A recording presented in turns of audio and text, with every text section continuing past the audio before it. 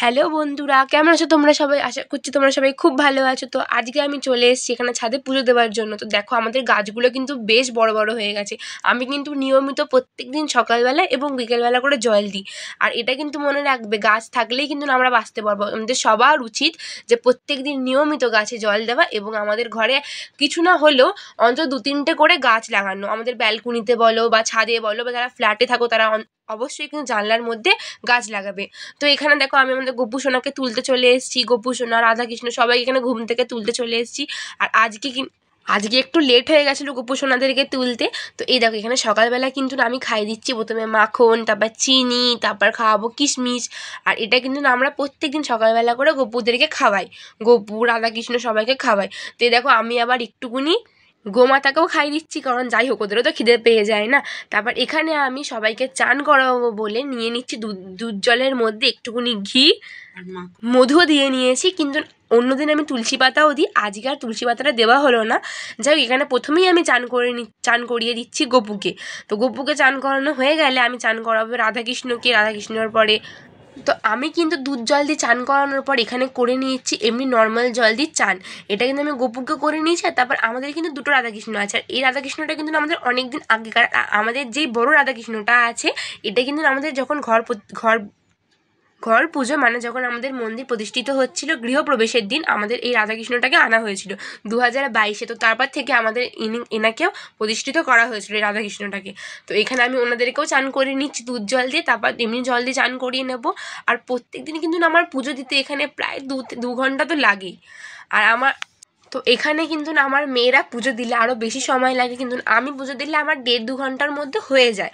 আর আমার মেয়ে পুজো দিলে ওর তো ব্যাস ছেড়েই দেবো, তো 2-2.5 ঘন্টা লাগবে, ওর তো 2.5 ঘন্টা লাগবেই।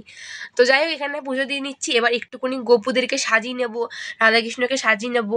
তো আচ্ছা, আমার কিন্তু নেই সব ঠাকুরকে পুজো দিতে, ঠাকুরকে সাজাতে, ঠাকুরের কাছে থাকতে বেশ ভালো লাগে। তোমাদের কাদের কাদের ভালো লাগে ঠাকুর পুজো দিতে এবং ঠাকুরের সাথে সময় কাটাতে আমাকে কিন্তু অবশ্যই কমেন্ট করে জানিও।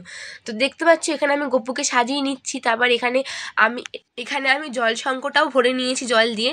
তো যাই এরকম কিন্তু প্রত্যেক দিনই কাজ থাকে। আর আমি কিন্তু প্রত্যেক দিনই ঠাকুরকে খুব সুন্দর করে চান করাই এবং মন্দিরটা পরিষ্কার করি, ঘর দোর থেকে শুরু করে সব কিছু, এবং খুব সুন্দর করে ফুল দিয়ে সাজাই। যেরকম তোমরা এখন দেখতেই পাচ্ছ আমি ফুল দিয়ে সাজাচ্ছি। আর একটুকুনি যেহেতু ভিডিওর আমাদের স্ট্যান্ডটা নেই, তো ওই জন্য ভিডিওটা একটু কাঁপছে, তোমরা একটুকুনি অ্যাডজাস্ট করে নিও ভিডিওটা। তো এখানে আমি এখানে আবার গোমাতাকে দিয়ে দিলাম একটু দুল্পো ঘাস আর তার মধ্যে জল। আমি কিন্তু এরকম করেই দিই। তো যাই হোক এখানে তারপর আমি ঠাকুরের খাবারটাকে সাজিয়ে নিয়েছি। আর আমি কিন্তু আমার মন্দিরও যাবো। মন্দিরের ভিডিওটা যে করা হয়নি, তোমরা তো দেখেইছো যে আমি মন্দির যাই, আমাদের এখানে একটা মন্দির আছে। তো ওই মন্দিরের ভিডিও কিন্তু তোমাদের সাথে একদিন অবশ্যই শেয়ার করবো। তারপর এখানে আমি রাধাকৃষ্ণ, গোপাল, গোমাতা, তারপর আর একটা রাধাকৃষ্ণ সবাইকে কিন্তু আমি এখানে তুলসী পাতাটা দিয়ে দিচ্ছি। তুলসী পাতা দেওয়ার পরে ফুল দিয়ে আবার সুন্দর করে সাজিয়ে দেবো। তারপর এই যে তোমাদের যে বললাম আমি ফুল দিয়ে সাজাচ্ছিলাম, তো দেখো ফুল দিয়ে আমি সাজিয়ে নিচ্ছি। আর রাধাকৃষ্ণর চুলটা একটুকুনি হয়ে গেছে, যাই একটু খারাপ হয়ে গেছে। আমাদের কিন্তু নতুন চুল তোলা আছে, ওটা আমরা যখন আমাদের বাড়িতে কালী পুজো হয়, আমাদের বাড়িতে তো অনেক বড় করে কালী পুজো হয়, তোমরা দেখেওছো, আমি ভিডিও শেয়ার করেছি, তখন আমরা পরে আর একটা রাধাকৃষ্ণের জন্য চুলও কিনতে হবে। আর দেখো আমরা কিন্তু রাধা রানীকে এখানে মাথায় ক্লিপও লাগিয়েছি খুব সুন্দর করে। তো তারপর আমি এখানে চলে এসেছি শিব ঠাকুরকে চান করানোর জন্য। তো প্রথমেই শিব ঠাকুরের ত্রিশূলটাকে এখানে আমি দুধ জল দিয়ে স্নান করে নিয়েছি। তারপর এখানে পাটাকেও দুধ জলে ধুয়ে নিয়েছি। তো তারপরে আমি দুধ জল দিয়ে স্নান করানোর পর আবার কিন্তু আমি নর্মাল জল দিয়েও স্নান করেছিলাম। তো যাই হোক স্নান করানোর পরে আমি এখানে চলে এসেছি। আমাদের কিন্তু ঠাকুর ঘরটা বেশ বড়, আর অনেকগুলো ঠাকুর আছে। তো ওদিকেও অনেক ঠাকুর আছে, এদিকেও অনেক ঠাকুর আছে। ওদিকে রাধাকৃষ্ণ আছে, এদিকে শিব ঠাকুর, লক্ষ্মী গণেশ, তারপরে তারা মা, মনসা ঠাকুর এদিকে আছে। তো এদিকটা এবার চলে এসেছি পুজো দেওয়ার জন্য, এদিকটা সাজানোর জন্য চলে এসেছি। তো এখানে দেখতে পাচ্ছ প্রথমে জবা ফুল দিয়ে সাজিয়ে নিচ্ছি। তো আজকে যেহেতু সোমবার ছিল, তো সোমবার মানে কিন্তু এমনি অনেক ফুল টুল আসে আমাদের এমনি সোমবার, মঙ্গলবার, বৃহস্পতিবার, শনিবার, এমনি সব দিনই বলতে পারো মোটামুটি ফুল আসে 2-3 দিন ছাড়া।